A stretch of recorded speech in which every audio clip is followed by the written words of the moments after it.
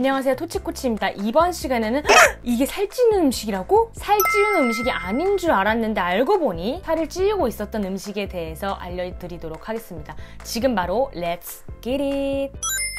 우선 먼저 알아야 될 개념은 뭐냐면 살이 찌는 음식과 건강에 좋은 음식은 조금 다를 수 있습니다.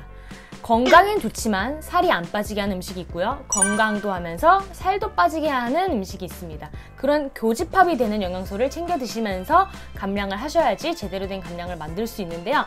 그래서 오늘 이 시간에는 건강할 것 같았는데 체중은 안 빠지는 그런 식품들에 대해서 알려드리도록 하겠습니다.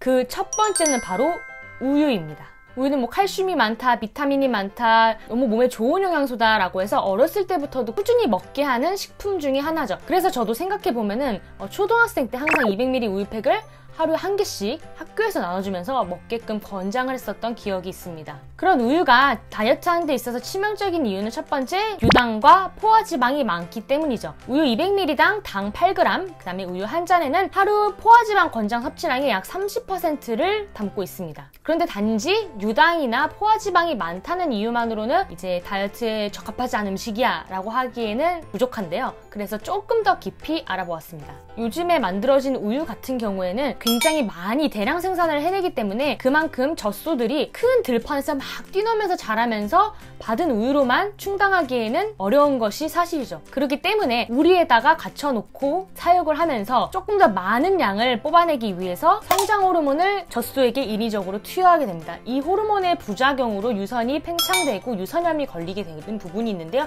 이걸 또 막기 위해서 약물을 투여하게 되죠. 이렇게 자라난 우유에서 나온 젖은 아무래도 질적으로 좀 떨어질 수밖에 없는 부분이 있고요. 또 우유를 구성한 단백질 중에 80%가 카세인이라는 성분인데 우리가 잘 생각해보면 우유의 제1 기능은 발육의 기능입니다. 송아지가 소가되기 위해서 먹는 젖이 바로 우유이기 때문에 기본적으로 성장하게 만드는 영양소가 많이 들어가 있죠. 그런데 우리의 목적은 다이어트, 체중을 빼고 체지방을 감량하는 데 있어서 발육의 영양소가 들어가면은 당연히 다이어트가 제대로 될 수 없겠죠. 그래서 결론적으로 우유가 건강에 좋다, 나쁘다 라는 거에선 찬반 의견이 굉장히 많습니다. 실제로 연구 결과들을 보면은 우유가 굉장히 좋은 식품이고 칼슘이나 비타민이 많아서 꼭 권장돼야 되는 섭취다 라고 했을 때는 식품회사에서 내놓은 결과 그 정부 간의 이해관계가 있는 경우가 굉장히 많고 실질적으로 독자적으로 한 연구에서는 유제품의 단백질은 오히려 칼슘의 섭취를 막게 하고 우유는 좋지 않은 식품이다 라고 정의하는 분들도 많습니다. 그래서 건강에 좋다 나쁘다는 잠깐 차치하고 보더라도 우유를 드시면서 체지방을 빼고 체중을 줄이기에는 굉장히 어려운 영양소에 속하기 때문에 라떼 드시는 분들 아침에 우유 한 잔은 괜찮겠지라고 하시는 분들은 다시 한번 영양소를 구성해 주시길 바랍니다. 두 번째는 바로 모밀입니다. 모밀이 살쪄? 네, 살찌더라고요. 저도 이제 많은 분들을 다이어트 도와드리면서 지금같이 이제 더워지는 날씨에 약간 뒤통수 맞는 음식이 있다라고 하면 모밀, 콩국수, 냉면 이런 거 드시고 오셔서 이런 거는 살 안 찔 줄 알았어요 하시는 분들이 계십니다. 제가 미리 말씀 못 드려서 죄송해요 라고 하지만 이것들이 왜 살찌게 되는지 한번 알아볼게요. 사실 모밀집에 가보게 되면 기본적으로 모밀의 효능 이러면서 모밀에 대한 막 건강한 그런 요소들을 잔뜩 써놨습니다. 네, 맞아요. 모밀은 건강에 좋을 수 있어요. 근데 또 살을 빼는 데 있어서는 효과를 보지 못하는데요. 기본적으로 모밀은 찬성질입니다. 온모밀 드실 수도 있겠지만 보통 요즘 같은 날씨엔 냉모밀을 후루룩 하잖아요. 뿐만 아니라 모밀 자체도 이제 찬성질이기 때문에 지방이 타야되기 위해서는 따뜻한 환경에 몸에서 뜨거운 환경이 조성돼야지 지방이 잘 타는 환경에 있어서 찬성질은 매우 방해가 된답니다. 두 번째는 어쨌든 밀이어도 밀이에요. 그래서 전분의 형태. 그냥 100% 모밀로 하면 막 뚝뚝뚝뚝 끊어지게 될 텐데 맛있게 호로로록 쫀득쫀득한데? 라고 하기 위해서는 전분의 형태로 뭉쳐야 되기 때문에 기본적으로 밀가루가 같이 결합된 형태로 만들어질 수밖에 없다라는 거죠. 세 번째는 탄수화물과 수분의 결합된 형태인데요. 모밀 같은 경우는 밥보다 훨씬 더 빨리 먹는 우리 모습을 볼 수 있습니다. 5분 만에 와, 다 먹었어 라고 얘기하는 것처럼 이 탄수화물과 수분의 결합은 기본적으로 1차적으로 입에서 씹는 작용을 덜 하게 됩니다. 그렇기 때문에 안에 들어왔을 때 소화흡수가 훨씬 빠르고 혈당 자체를 빨리 올려버리기 때문에 체중 감량에 있어서 악조건인 상태가 돼버립니다. 또한 마지막으로는 그 달달하고 짭조름한 육수에 당과 나트륨입니다. 모밀 뿐만 아니라 기본적으로 냉면 한 그릇 같은 경우는 라면 한 그릇보다 더 많은 나트륨 함량을 가지고 있고요. 그다음에 콩국수 같은 거의 국물은 훨씬 더 좋을 수 있다고 생각하지만 기본적으로 우리가 막 소금 안 쳐서 드시는 분들 없죠.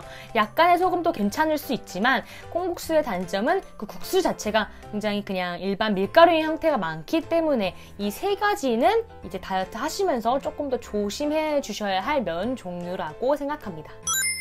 마지막 세 번째는 과일입니다. 과일도 안 돼? 과일도 살이 안 빠지게 하더라고요. 과일도 마찬가지로 비타민이나 미네랄이 풍부한 음식이지만 체중을 빼야 하는 데 있어서는 조금 더디게 만드는 영양소가 될 수 있습니다. 그 대표적인 이유로는 과일의 과당 때문인데요. 실제로 이제 논문 결과들을 보게 되면은 과당 같은 경우에는 과당이 체내 내분비 대사에 미치는 영향은 포도당과 반대입니다.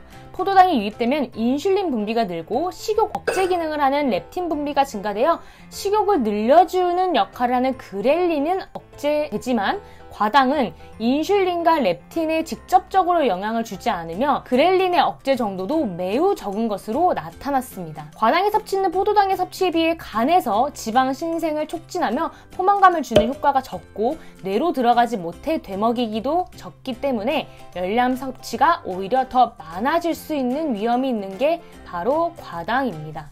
그래서 사실 액상과당, 음료수에 들어있는 액상과당이 제일 최악이지만 일반적으로 우리가 먹는 과일 섭취도 너무 과다했을 시에는 간에 무리를 주고 지방간을 만들 수 있는 요인이 되고요. 우리가 인식하지 못하게 과일은 괜찮잖아 하고서 더 많이 먹게 되는 경우가 있고 몸속에서 완전히 포만감 있게 한 끼를 끼니를 때웠다라는 개념보다 간식 형태구나 라는 것을 알기 때문에 다른 식사에서 조금 더 식욕이 증진돼서 많이 먹게 되는 것을 발생시키기도 합니다. 그렇지만 정 과일을 드시고 싶다면은 이런 혈당 지수와 혈당 부하 지수 표를 참고해서 당 지수가 좀 낮은 것들로 구성을 해주시면 좋을 것 같아요. 자, 이렇게 해서 오늘은 살이 안 찔 것 같지만 알고 보니 살을 찌게 했던 영양소 3가지에 대해서 알아보았습니다. 한 번에 제대로 뺀 다음에 나중에는 조금씩 드시면서 유지할 수 있는 방법이 있으니까요. 조금 더 도움이 될 수 있는 다이어트 방법에 대해서 저도 연구하고 알려드릴게요. 더 궁금하신 주제가 있다면 밑에 댓글로 많이 남겨주세요. 빠용!